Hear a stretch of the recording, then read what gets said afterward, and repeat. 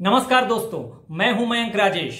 अटल बिहारी वाजपेयी की सरकार में डिफेंस, फाइनेंस और एक्सटर्नल अफेयर्स जैसे महत्वपूर्ण मंत्रालयों को संभालने वाले जसवंत सिंह तो अब नहीं रहे, लेकिन उनकी विदाई को मुख्यधारा की मीडिया ने कोई खास तवज्जो भी नहीं दी। पहले उन पर एक रिपोर्ट देखते हैं और उसके बाद एक छोटी सी चर्चा करेंगे। वाजपेयी सरकार के लिए जसवंत सिंह ने कितना अहम किरदार निभाया था, इसका अंदाजा इसी बात से लगाया जा सकता है कि उन्हें वाजपेयी सरकार में हनुमान यानी संकट मोचक का तमगा दिया गया था। कई ऐसे मौके आए जब जसवंत सिंह वाजपेयी सरकार के लिए ढाल बनकर खड़े रहे। 1998 में पोखरण परमाणु टेस्ट के बाद जब भारत आर्थिक प्रतिबंधों के जाल में फंस गया था, तब जसवंत सिंह ने ही भारत सरकार की ओर से मोर्चा संभाला था और अमेरिका से इस मामले में बातचीत करके सब कुछ ठीक किया था। यही नहीं, 24 दिसंबर 1999 को आतंकियों ने भारतीय एयरलाइंस के विमान IC-814 को हाईजैक कर लिया था और उसे कांधार ले गए थे। उस समय 175 यात्रियों की जान का सवाल था। तब भारत सरकार की ओर से 3 आतंकियों को लेकर जसवंत सिंह ही कांधार गए थे। हालांकि इसके लिए सरकार की कड़ी आलोचना हुई थी। इसके अलावा 2012 में वे भारतीय जनता पार्टी के उपराष्ट्रपति पद के भी उम्मीदवार रहे, लेकिन उन्हें यूपीए कैंडिडेट के सामने हार का सामना करना पड़ा। वैसे इससे पहले 2009 में अपनी एक किताब जिन्ना इंडिया पार्टीशन एंड इंडिपेंडेंस को लेकर वो विवादों में भी रहे। इसमें उन्होंने नेहरू पटेल की आलोचना की और जिन्ना की तारीफ की थी और इसके लिए उन्हें पार्टी से निकाल दिया गया था। 2014 लोकसभा चुनाव में बीजेपी ने जब उन्हें बाड़मेर से टिकट नहीं दिया तो उन्होंने निर्दलीय चुनाव लड़ा था। हालांकि वे चुनाव हार गए थे। गौरतलब है कि 7 अगस्त 2014 को जसवंत सिंह घर में गिर गए थे और उन्हें सिर में गंभीर चोट लगी थी, जिसके बाद उन्हें दिल्ली के एक आर्मी हॉस्पिटल में भर्ती कराया गया था और तब से वो कोमा में थे। यहां आज हम 2 बातों पर चर्चा करने वाले हैं।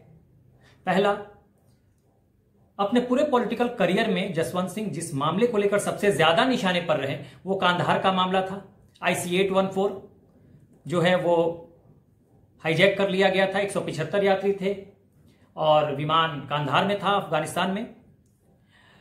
उसको छोड़ने के डिसीजन को लेकर 3 आतंकवादियों के कांग्रेस हमेशा निशाने पर लेते रही है, आज भी लेती है। वो वाजपेयी सरकार की आलोचना होती है उसमें, लेकिन शायद हो सकता है बहुत कम लोगों को पता होगा और आज के यूथ को शायद हो सकता है पता ना हो। इसलिए जरूरी है कहना कि ये वाजपेयी सरकार के अकेले का निर्णय नहीं था। उस समय एक ऑल पार्टी मीटिंग बुलाई गई थी, सर्वदलीय बैठक हुई थी और जिसमें कांग्रेस ने वाजपेयी सरकार को सहमति दी थी इसमें।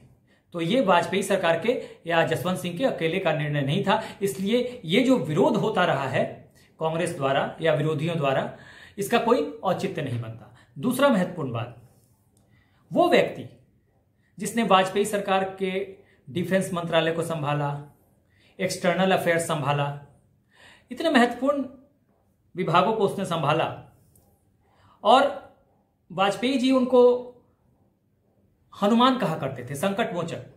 क्योंकि जब पोखरण टेस्ट हुआ उस समय इन्होंने जब यूएस तैश में थी तो मामले को काफी ठंडा किया था इन्होंने, बातचीत करके ढाल की तरह खड़े रहे बिल्कुल। और वैसे व्यक्ति को आज की मुख्य धारा खासकर टेलीविजन मीडिया ने बिल्कुल तवज्जो नहीं दी। आज उनकी मौत हुई बट वो बिल्कुल खामोश रही। यह एक अच्छा समय था जब हम एक बार फिर पोखरण टेस्ट को याद कर लेते और टेलीविजन पर सकारात्मक चर्चा हो जाती। इस चर्चा से आज के युवाओं को कुछ फायदा भी हो सकता था, लेकिन अब सब कुछ TRP का खेल है और इस खेल में जसवंत सिंह जैसा व्यक्तित्व बिल्कुल फिट नहीं बैठता।